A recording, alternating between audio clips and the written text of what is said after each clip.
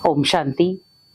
आज हम कितना भी धन कमा लें, लेकिन फिर भी हम अपने परिवार में जैसे ही धन को लाते हैं, हम कोशिश यही करते हैं कि कुछ बचत कर पाएं, लेकिन धन में हम बचत नहीं कर पाते और धन में पर्याप्त बरकत भी नहीं होती।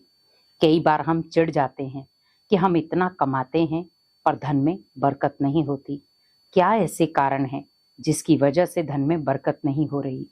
हम चाहते हैं कि हम अपने धन को सेविंग करें, बचाएं, लेकिन फिर भी धन बचता नहीं है। तो कुछ तो कारण होंगे जिसकी वजह से धन टिकता भी नहीं और धन बचता भी नहीं।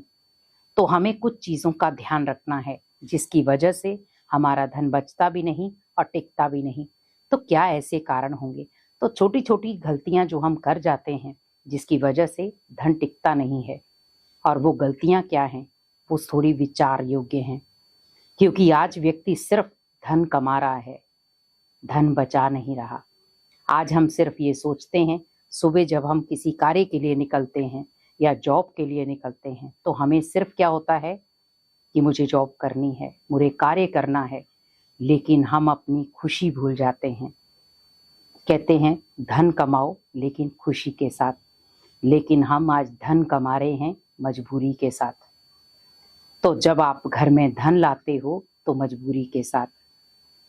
पहले क्या होता था, हम धन कमाते थे बड़े प्यार से, सबसे पहले भगवान को देते थे, और आज हम धन लाते हैं सबसे पहले हम अपनी सुख सुविधाएं देखते हैं। तो धन में इसलिए भी बरकत नहीं होती। आप जैसे ही आपकी सैलरी आती है, बहुत सारे लोग कहते हैं कि आजकल ऑनलाइन सैलरी होती है, तो अगर आपको सैलरी में से कोई घर पे कोई चीज़ लानी है तो आपको बैंक अकाउंट से निकालना पड़ता है। वैसे आप सोचें, आपकी सैलरी आई, अकाउंट से थोड़ा सा निकाल करके आप भगवान के लिए कुछ चीज़ें लेकर आओ, भगवान के लिए निकालो।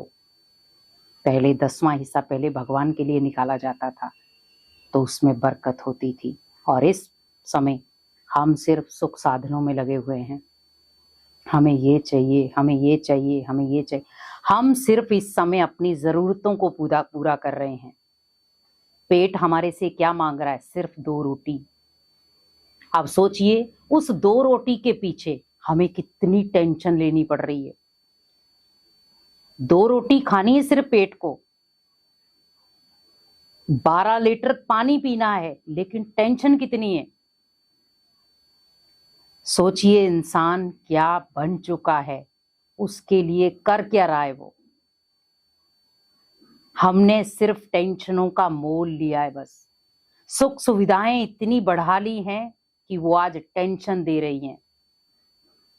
भगवान ने नहीं बोला था ये चीजें। आज मान लो कई आत्माओं के पास ये सुख सुविधाएं नहीं है, तो क्या वो जी नहीं रहे? पहले ये सुख सुविधाएं नहीं थी, क्या उस समय आत्माएं जी नहीं रही थी? जी रहे थे। जितनी सुख सुविधाएं बढ़ती गई, सुख साधन बढ़ते गए, टेंशनें भी बढ़ती गई, और हमने क्या सोचा, लाइफ आसान हो गई। लाइफ आसान नहीं हुई, लाइफ और डिफिकल्ट बन गई। पहले लाइफ आसान थी और अब लाइफ डिफिकल्ट बन गई। बनाई किसने? हमने। पहले धन कमाना आसान था और अब धन कमाना बहुत मुश्किल हो गया।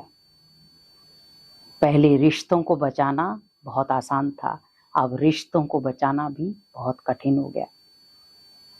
पहले रिश्तों में विश्वास की नींव थी और इस समय विश्वास की नींव रिश्तों में है ही नहीं, क्योंकि धन ने वहां जगह ले ली। जिसके पास धन है वो सब रिश्तों को झुका रहा है, और रिश्ते झुक रहे हैं। क्यों? सोचिए जरा। और वो आज घर का भगवान है। क्या धन काम आएगा? नहीं। हम कई बार कहते हैं, अरे जिसके पास धन है लोग उसी को तो पूछते हैं, जिसके पास नहीं है उसे कौन पूछता है। अगर आपसे पूछा जाए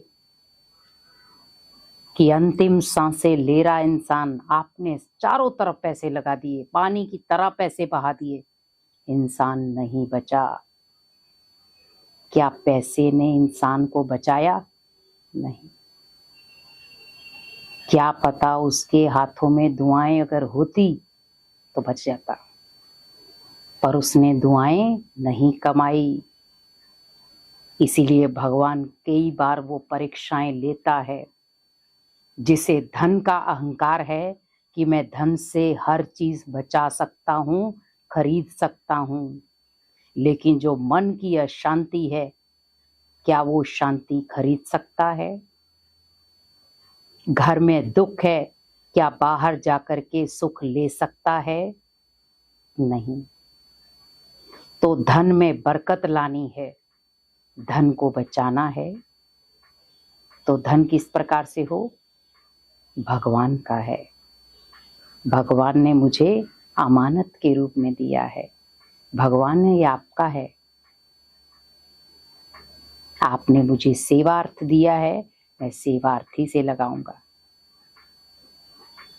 तो जब आप उसे सेवार्थ लगाएंगे तो भगवान उस धन में बरकत भी करेगा और उसमें बल भी भरेगा और उसमें आपकी बचत भी होगी। ओम शांति।